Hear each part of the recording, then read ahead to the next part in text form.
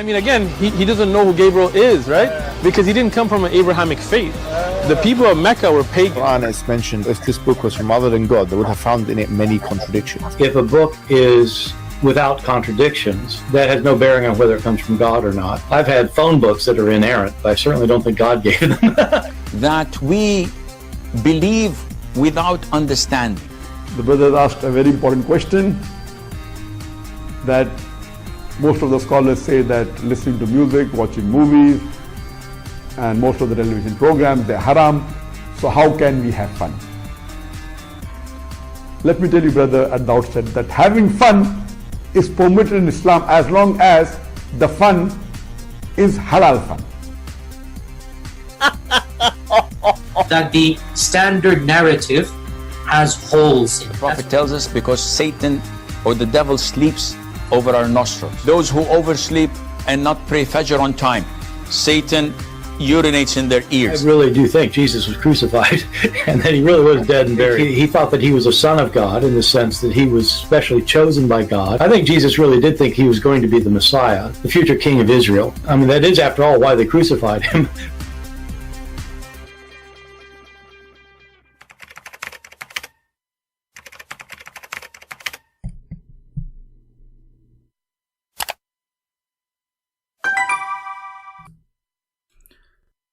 I am a person who live in the Middle East, born in the Middle East. I'm an Arab.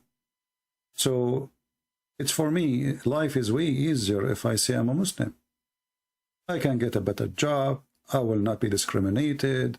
I can have a very high, a nice life. So why we Christians in the Middle East, we are resisting this garbage? We resist it for a reason. Did you ask yourself, after all the discrimination they do, just to try to force you? You see, when Muhammad in chapter 9, verse 29, he asked the Muslims to humiliate the Christians, to torture them. The purpose is to force you to convert.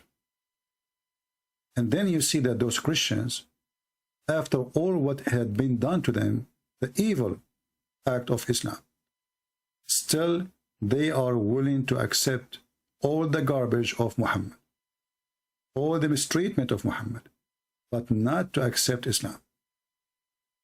Why? Because they knew the second they join the devil. They might gain some position in the society because Muslims, they treat them as like not even third citizen. Not even as a human. They treat them like animals.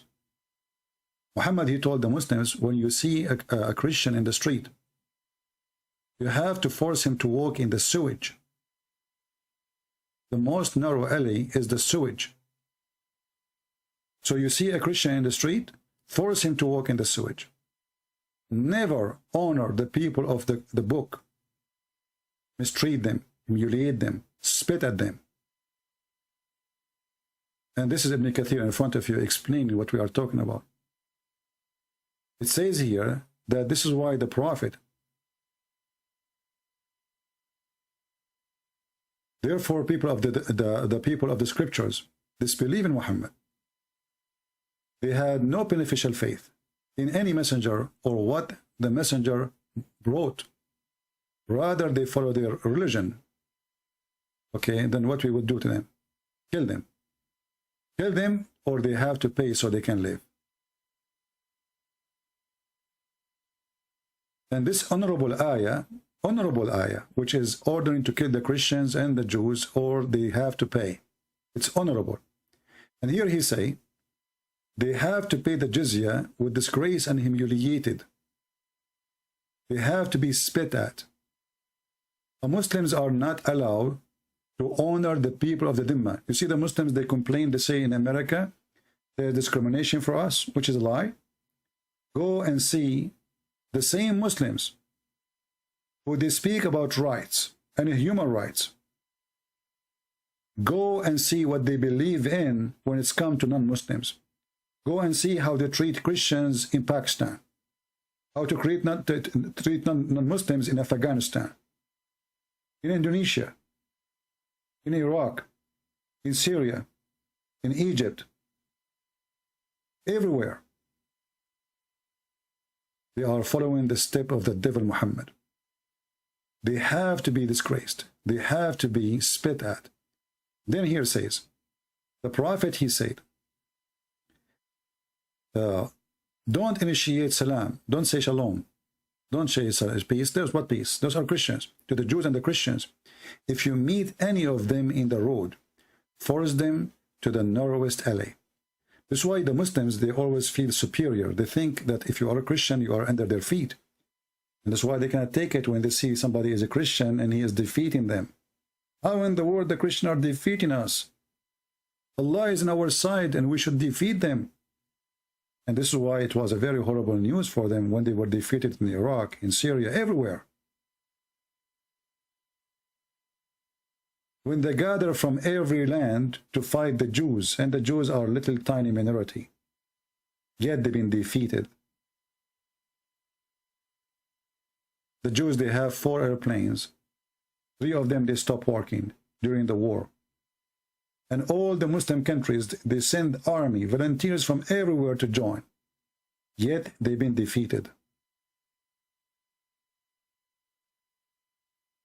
So because they feel superior, they feel more anger for what's happening. And hatred is blinding them. Islam not only teaches you to be superior to others, Islam teaches you that you have the right to bring every human being as a slave.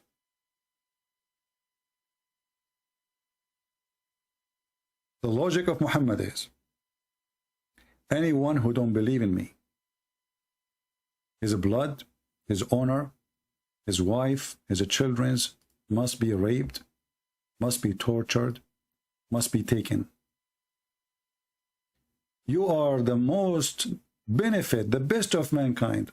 Muslims, they are racist. They think they are the best, and the rest, they are not even human. They are animals. That's why here it says, the best of you, chapter 3, verse 110, Muhammad explained the verse, is the one who put chains around the necks of non-Muslims and bring them with the chain around their neck till they embrace Islam.